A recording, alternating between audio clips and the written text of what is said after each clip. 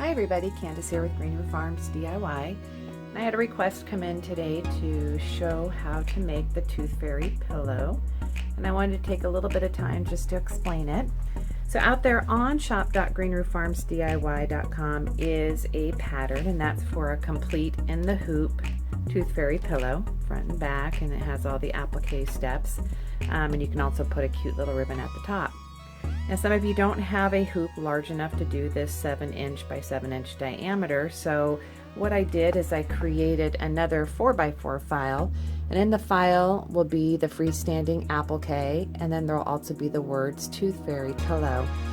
And then there's also a 5x5 box for those of you that are making it in a 5x5 hoop, and that's just large enough to get this 4x4 on it. If you wanted to put the words on it, it would be over part of that Tooth Fairy applique, or the tooth applique. So today I'm going to go ahead and just take you through the steps on how to make this if you're doing it with a 4x4 hoop.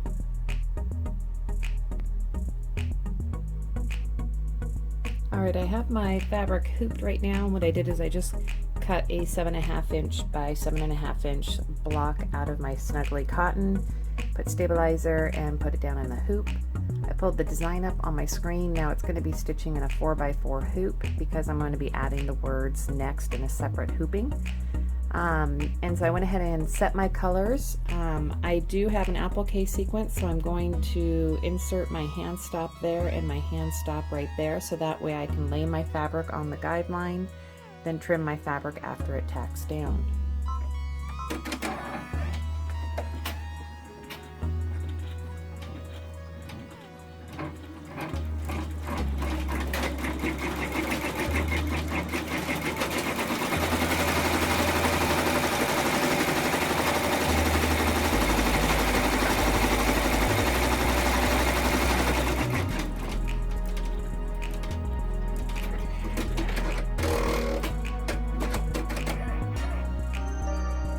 Alright, so now this is telling me it's time to go ahead and lay the fabric on that outline that just stitched down. That is your placement stitch.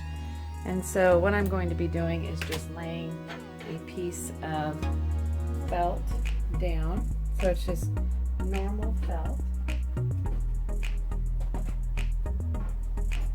And I'm going to cut that to fit it just over it. Looks like it'll fit just fine.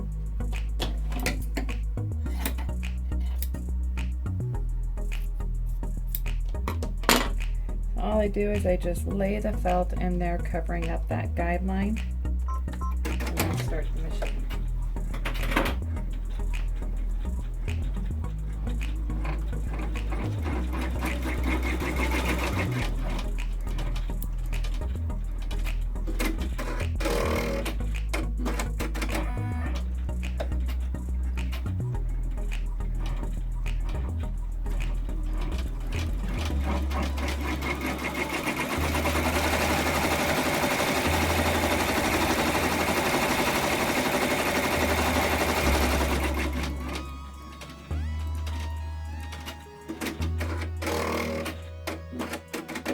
Alright, so now it's tacked down, so it's not going to move around. I'm going to use my applique scissors. These are needle nose applique scissors, and I'm just going to go around and just gently cut off the excess fabric without pulling on it too hard, because you don't want to pull it back out of your hoop. You're just going around. Now this is just lightly, stitched down, so that way the rest of the design will stitch, and then the satin stitch will come around at the very end.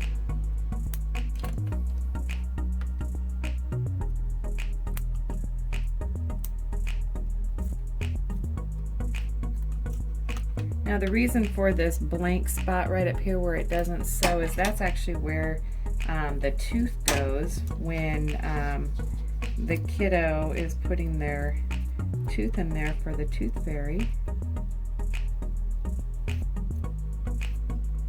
Alright, so now I just need to get down in this little tooth curve. And the reason you want these little needle nose is you can get into these tiny little areas just like I'm doing right now. And if you have the duck bill, which I actually am not fond of the duck bill applique scissors, but if you had those, it'd make it a little bit harder to get down in there, especially when you're working with such a small applique. All right, so now that is all trimmed out. It's back in, and I'm gonna go ahead and click go.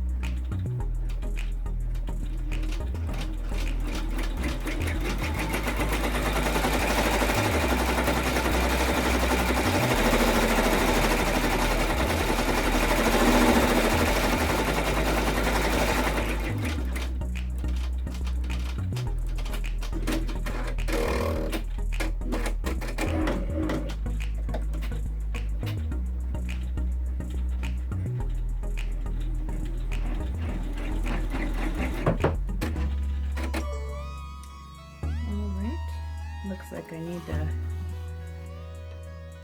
fix that.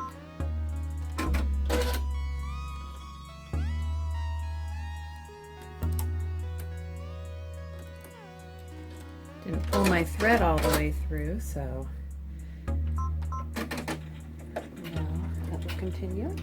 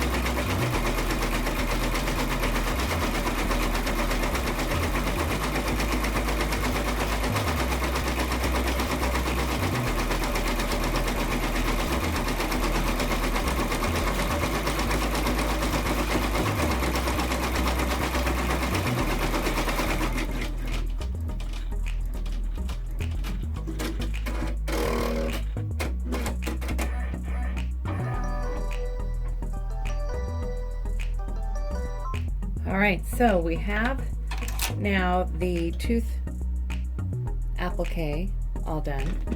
So I'm simply just going to, I'm going to come over to my hard surface, and all I'm going to be doing is unhooping it, and I'm going to move the fabric up just a little bit, and I'm going to put it back down in the hoop.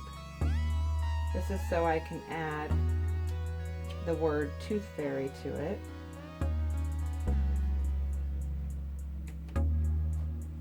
Trying to get it straight.